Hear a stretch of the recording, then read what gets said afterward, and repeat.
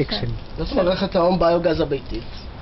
מה שאנחנו עושים במערכת, אנחנו מזינים אותה בזבל אורגני, והיא מייצרת לנו בעצם גז לבישול ודשן נוזלי לגינה שלנו. איך המערכת פועלת? יש לנו פה זבל אורגני שאספנו מהארוחה שהרגע אכלנו. יש לנו פה ראש מערכת במעין כיור. שמים רגע את זה בעצם מוד שדוחף את האשפה פנימה. כאשר אנחנו ממלאים את הזבל האורגני, אנחנו בעצם שמים אותה כמות של מים ביחד עם הזבל.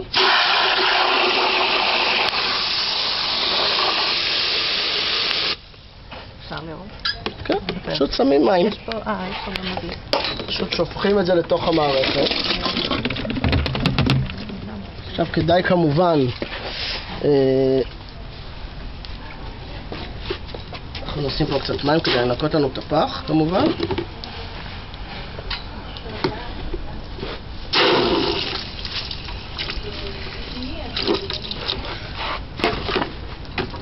נשפוך לכל המערכת.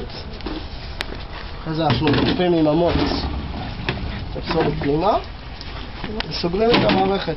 עכשיו מה שקורה, יש שם בתוך המערכת בקטריות שהגיעו מזבל בעלי חיים, והבקטריות האלה בעצם אוכלות את השאריות מזון ומייצרות ביוגז. ביוגז זה בעצם מתאן, אוקיי? זה דומה למה שקורה אצלנו בקיבה, למה שקורה לחיות בקיבה. אנחנו אוכלים, יש לנו גזים שיוצאים איתנו, זה בעצם המתאן.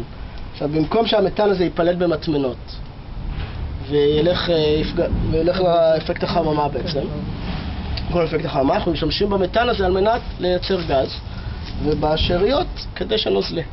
אז פה הכנסנו את האוכל. פה בתוכו יש לנו מיכל, זה קצת קשה לראות כי זה מאחורי זה, מיכל בעצם של גז שיכול להתמלאות עד הסוף. ומאחורה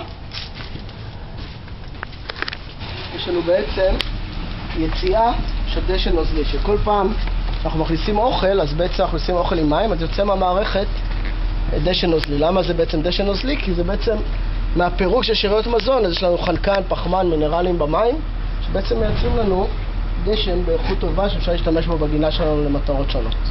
אפשר לשים את זה במדשנת, אפשר להשתמש בזה, כמו שאני עושה כאן, עם משפך לשים בגינה. כן. זהו בסך הכל. עכשיו אפשר לראות דבר אחרון, הנה פה זה החיבור גז. בעצם כמו חיבור גז פשוט, שם צינור גז, אפשר לראות שהוא דרך כאן, מתחבר לתוך הבית. אם אתם רוצים אפשר לעבור עכשיו לראות איך זה נראה בבית מבחינת הקיריים. מה הכמויות